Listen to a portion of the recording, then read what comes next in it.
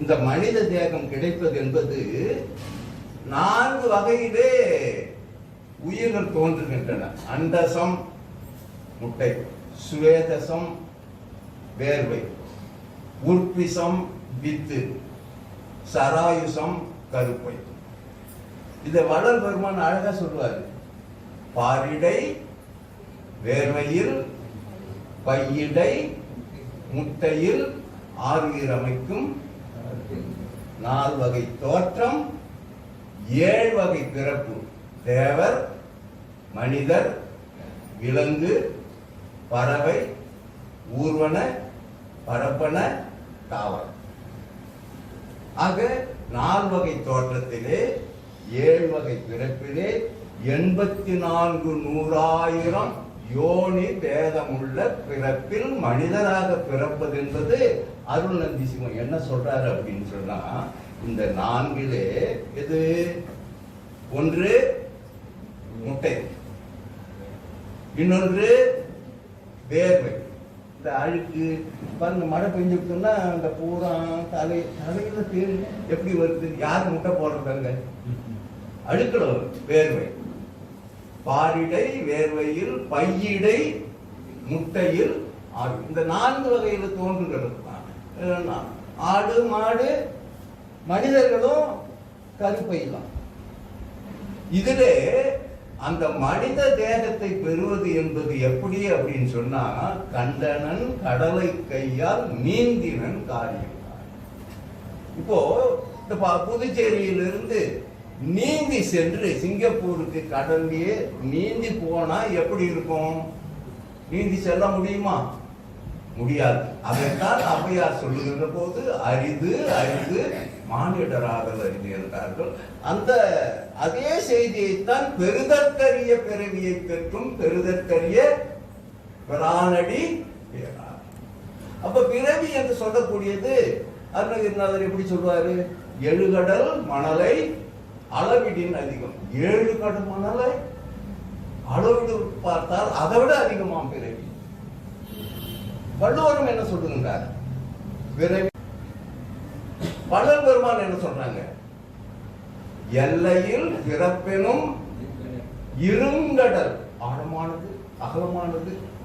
இந்த கடல் அப்படின்னு சொன்னா அதை விட பெரியது எதுவும் கிடையாது. ஏன்னா நம்ம நடுவுல மிதந்துகிட்டு இருக்கிறோம் கொஞ்சமா, இல்லையா?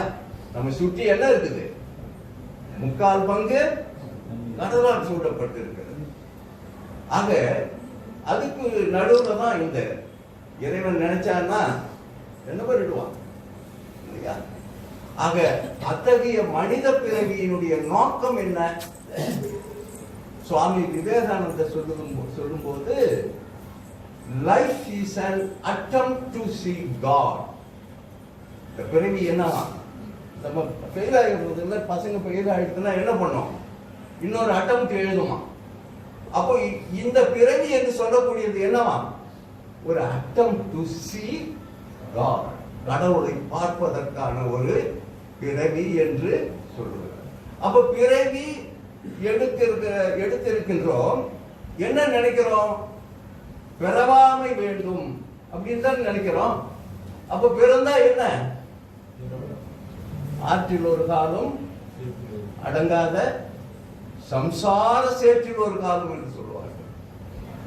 அப்ப பிறவி பிணி தீர வேண்டும் என்று சொன்னால் என்ன செய்யணும்? பிறவி பிணி தீர வேண்டும் என்று சொன்னால் இறைவனுடைய திருவடியைத்தான் நாட வேண்டும். இன்றைய தலைப்பு கூட அதுதான். என்ன தலைப்புங்க?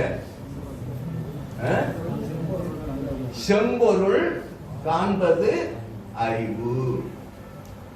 இது இந்த தலைப்பு எங்கிருந்து வந்ததுன்னு நினைக்கிறீங்க? வள்ளுவர் கொடுத்த தலைப்பு தான். பிறப்பென்னும் பேதமை நீங்க சிறப்பென்னும் செம்பொருள் காண்பது அறிவு. அது செம்பொருள். எது செம்பொருள்? எப்பொருள் யாரார்வாய் கேட்பினும்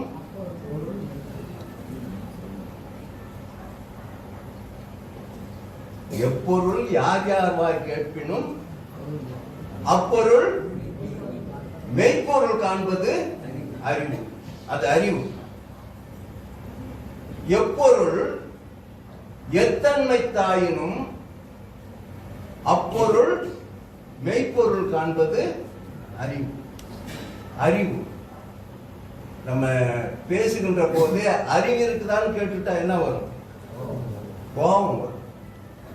அப்போ எப்பொருள் யார் சொன்னாலும் என்ன பார்க்கணுமா? அதனுடைய உண்மைத்தன்மையை பார்க்க வேண்டும். எப்பொருள் எத்தன்மை தாயினும், எப்படி இருந்தாலும் கூட அதனுடைய மெய்ப்பொருள். இது பாருங்க, இது அறிவுடைமை என்ற ஒரு அதிகாரம், இன்னொன்று மெய்யுணர்தல். ஆனா இந்த ரெண்டு பொருளுக்கும் பார்த்தீங்க அப்படின்னு சொன்னா அப்பொருள் மெய்ப்பொருள் காண்பது அறிவுன்னு தான் சொல்லுவாங்க. அப்ப அறிவு இருக்குதா அப்படின்னு கேட்ட கோபம் வந்துடும். அதுவும் என்ன கோபம் வரும்? கெட்ட கோபம் வந்துடும் இல்லையா? காம பகைவனும் கோபவன் கொடியனும் என்று சொல்லுவார்கள். அப்ப அறிவுன்னா, அறிவுக்கு ஒரு விளக்கம் கொடுக்கின்ற போது வள்ளுவன் தன்னை உலகினுக்கே தந்து வான்போடு கொண்ட தமிழ்நாடு என்று பாரதி சொல்வார். அப்போ அந்த வள்ளுவர் என்ன சொல்றாரு? வள்ளுவன் தன்னை உலகினுக்கே தந்து வான்புகழ் கொண்ட தமிழ்நாடு. அவங்க என்ன சொல்றாரு? பிறப்பு என்னும் பேதமை நீங்க சிறப்பு என்னும் செம்பொருள் காண்பது அறிவு. அப்போ அந்த பிறவி நீங்க வேண்டும் என்று சொன்னால் என்ன பார்க்கணுமா? அந்த செம்பொருள் என்று சொல்றார். கடவுளை என்னன்னு சொல்றாரு அவரு? செம்பொருள் சொல்றார். கடவுளுக்கு வள்ளுவனுடைய குரல் பார்த்தீர்கள் என்று சொன்னால் கடவுளை என்னன்னு சொல்லுவார்? கடவுள் வாழ்த்துன்னு ஒரு அதிகாரம் இருக்கு. அதுக்கு கடவுளை காட்டாம உரை எழுதினவங்க எல்லாம் கூட இருக்கிறார். காட்டாம உரை எழுதினவங்க ரொம்ப கேலிக்குரிய நகைப்புக்குரிய செயல் அதெல்லாம். ஏன்னா அது கடவுள் வாழ்த்து. முத பாட்டை என்ன சொல்லுற? அதுல பாத்தீங்க அப்படின்னு சொன்னா கடவுளுக்கு அடையாளம் காட்டாதான் சொல்றாரு. அது மாணிக்கவாசகரோடு சொல்லும் போது, ஒரு நாமம் ஓர் உருவம் ஒன்றுமில்லார்க்கு 1000 திருநாமம் பாடி தெல்லேனம் பட்டான். சமயக்குறவர் தானே அவரு. யாரு? சமயக்குறவர் தானே. ஆனா அவர் என்ன சொல்றாரு?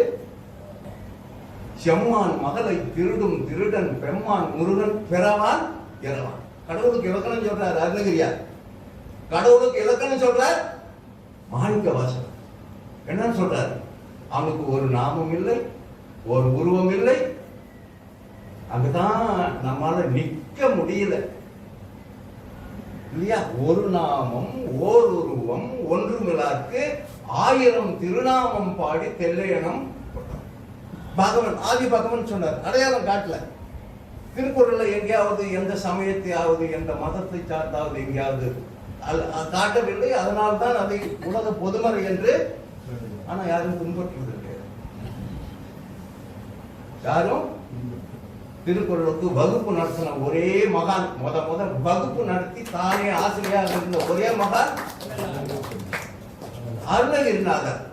படர்புவியின் மீது வஞ்சகல் வியனினுரை பானுவாய் வியன்துறை பழுதில் பெரு சீல நூல்கரும் தெரி சங்க பாடல் பணுவல் கதை காவியமாம் என்னென்கதை திருவள்ளுவ தேவர் வாய்மை என்கிற பழமொழியை ஓதியே உணர்ந்து பல் சந்தமாலைன்னு பாடுறார். யாரு? கேள்விப்பட்டிருக்கீங்களா? திருப்புகழிலே அருணகிரிநாதர் திருவள்ளுவருடைய அந்த அந்த திருக்குறளை படிச்சுதான் எனக்கு சந்த பாடலே வந்தது. திருவள்ளுவ தேவர் வாய்மை என்கிற அப்படின்னு குறிப்பிட்டு சொல்லுகின்றார்கள். அப்போ அருணகிரியார் பலராருக்கு முன்பு வாய்ந்த 15, 16ஆம் நூற்றாண்டில் வாழ்ந்தவர். யாரு? திருக்குறளை ஏன் படிக்கணும்?